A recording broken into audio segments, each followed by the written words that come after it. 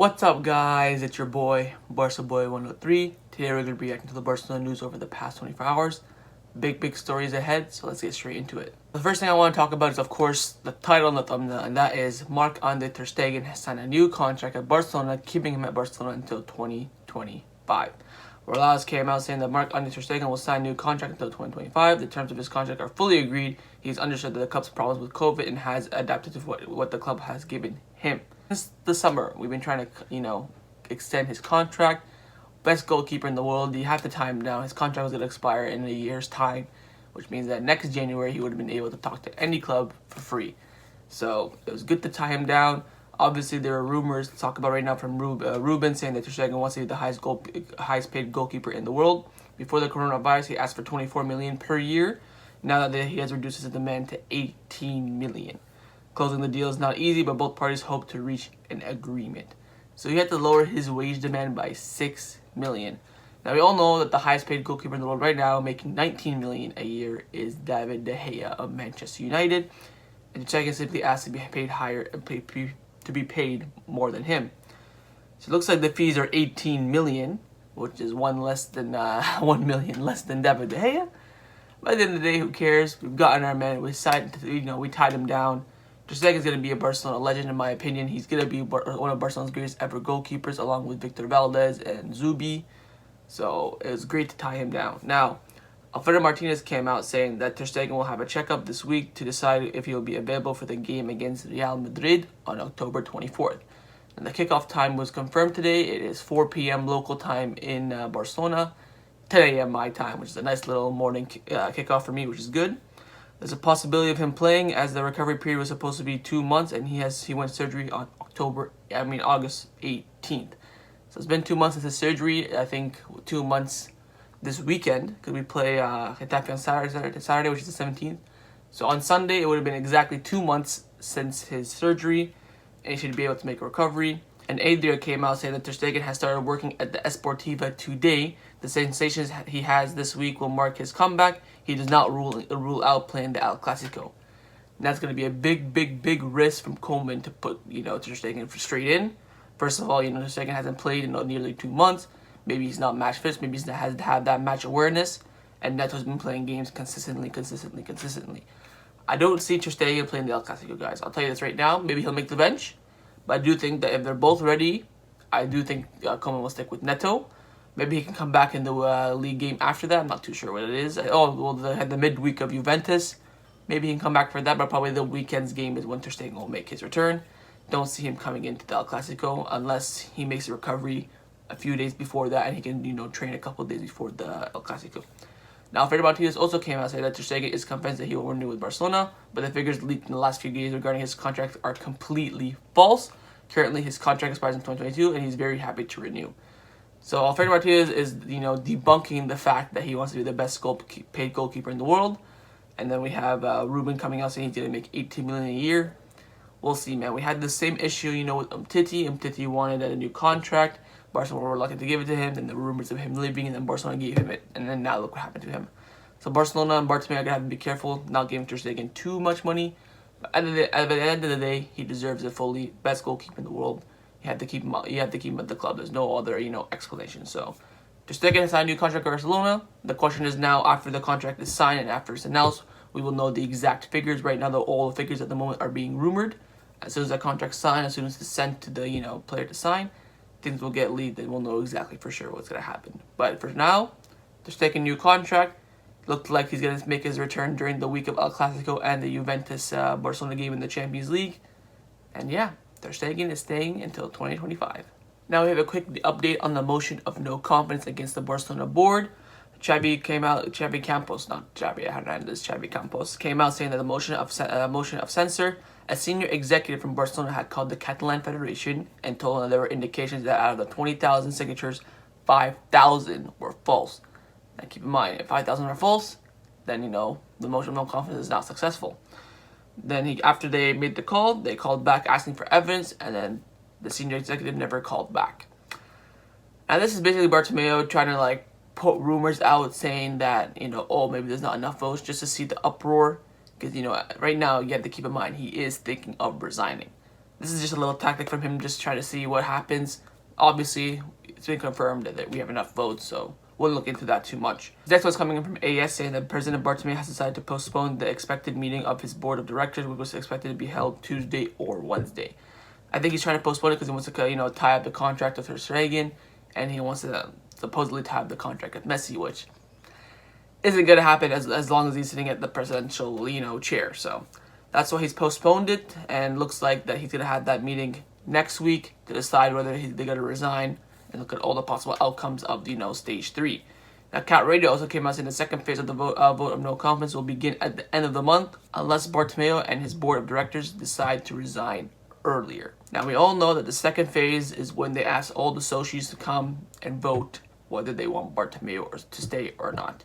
And Bartomeu wants to avoid that as much as possible because he knows that that goes through, he's going to be an absolute whitewash and he's going to be absolutely embarrassed. Now, him and the board are considering resigning. And like I told you guys from before, if they resign, then the vice president will take over, but then the vice president is going to have to resign in order for immediate elections to be called. Now, the whole board is going to have to, resign. Everyone, the elections happen right now. But until then, they are scheduled for March 20th, 2021.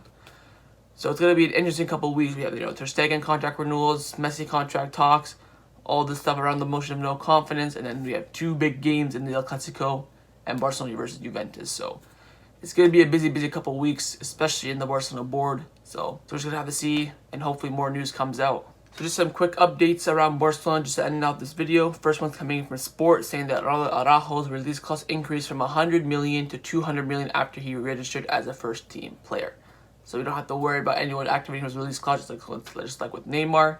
200 million is going to be a big ask, and they're going to have to negotiate with the player before they activate the release clause. And once they start negotiating with the player, Barcelona will know, and then they'll just probably renew his contract or something like that. So Araujo's release clause is now 200 million instead of 100 million. Now this one's coming in from Marca, who, keep in mind, are a Madrid-based media news outlet, so not, reliable in some sense, but not really. So kind of like 50-50. They say that Barcelona has 5 urgent tasks that they must take care of. Contract extensions of Ter Stegen, which is done. Messi, which won't happen, no chance. And Ansu Fati. Ansu Fati, it could be a possibility to renew his contract. I think right now it expires in 2024. The situation with Ansu Fati's contract, it expires in 2022. But if he's registered as a first-team player, they have the option to extend for 2 years. So technically it ends in 2024, but on paper it's 2022.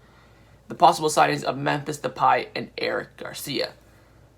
I think right now it's more likely that Depay will join Barcelona than Eric Garcia. I think, Manchester City are really haggling for that 20 million that Barcelona don't want to give, and Depay is desperate to come to Barcelona. The question for Depay is, will we sell Dembele or will we sell Braithwaite in order to get him in?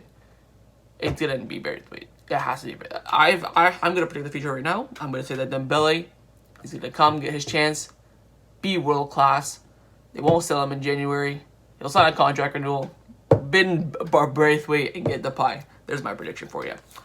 Mundo Deportivo also coming out after the market statement saying for the next transfer window, Barcelona will look at the market opportunities such as Depay, Garcia, and Wijnaldum. Their contracts all expire in 2021, making them interesting options for Barcelona.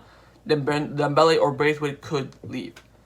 Now, there are also rumors coming out from Mundo Deportivo that we're looking at David Alba and Paul Pogba. Obviously, they're both contracts end in 2021. Well, David Alba's contract ends in 2021. Pogba ends in 2021, but they mentioned they have the option for a further year. So technically, it ends in 2022. If we get Depay and Eric Garcia, that would be good. We do not need Gini Wijnaldum. He is trash. Do you not see him play for Liverpool and Dutch? No. If we get Gini Wijnaldum, boys, I may have a heart attack. We do not need Gini Wijnaldum. We have already Busquets, Pianis, Alenia, Puig, Pedri, De Jong. We have an abundance of world class talented midfielders. We do not need another one. Like, Alenia can't even get a minute, can't even warm up. Same with Ricky Puig. And you want to bring in Gini Wijnaldum. That's going to just hinder their development. Look at Cucurella, he came out with a quote the other day. Saying that, in order to, develop, you have to leave Barcelona because they don't give you opportunities. Maybe one day I'll go back to Barcelona, but I had to leave because I knew I wouldn't get opportunities there. And I want to, develop. In order to develop, you have to play. And we're just hindering all the players' development. Alenia, Puig, Pedri, they're all not going to get playing time if Gini Wijnaldum comes in. And, Coleman did an interview the other day saying, yes, I wanted Gini Wijnaldum. He was on my transfer list that I gave to Barcelona. And if we get him, man, it's going to be so dejecting. I'm just getting over the Arthur Pjanic swap. If we get another 30-year-old, I'm not going to be able to handle it. I won't be. And the Barcelona Twitter, the Barcelona, universe is going to explode if we get Wijnaldum. I don't see it happening. Hopefully, we'll have a new president by then and he won't get into Wijnaldum. I know Coleman, there are rumors that Coleman wants to do a Dutch revolution around Barcelona, just like what Louis van Gaal did when Van Gaal was the manager. He signed like 8 Dutch players. Like, why? What? We don't. Okay, get other Dutch players. Get a Van Dijk. Get a De Vrij. I don't know. Someone else. We don't need Wijnaldum. Could have gotten Donny van der Beek. I wouldn't have minded that. We don't need a Wijnaldum. His age, his style of play. No. Absolutely not. David Alaba would be an absolutely brilliant signing. The question is, will he choose us? Will he choose City? Will he choose Real Madrid? He's going to be a free agent. Everyone's going to have to. You're going to have to give an abundant amount of agent fees. He's going to offer. He's going to be, wanting $250,000 a week probably. It's going to be difficult to sign him. He's going to ask for a lot of money since there's no transfer fee. So that's going to be difficult. I think probably it's going to be a fight between us, Madrid, and City to get him. But it would obviously be a great signing. So overall, January transfer window, I think most likely the signing we'll make is Memphis Depay. And we'll probably do another push or two for Eric Garcia. And then for Depay to come in, we'll probably maybe get rid of Dembele or Braithwaite. I think what Barcelona are going to do, they're going to go up to Dembele and say, do you want to stay at Barcelona? Because there are rumors that he's going to, go for one. He wants to go to Juventus for free. If he says no, Barcelona are going to try and push him to sell him as much as they can. Because, he only has 1 year and a half left on his contract. So it's going to be difficult. We're going to definitely lose some money on our 100 million or 120 million investment. So that's what I see happening in this January transfer window. Probably Depay in.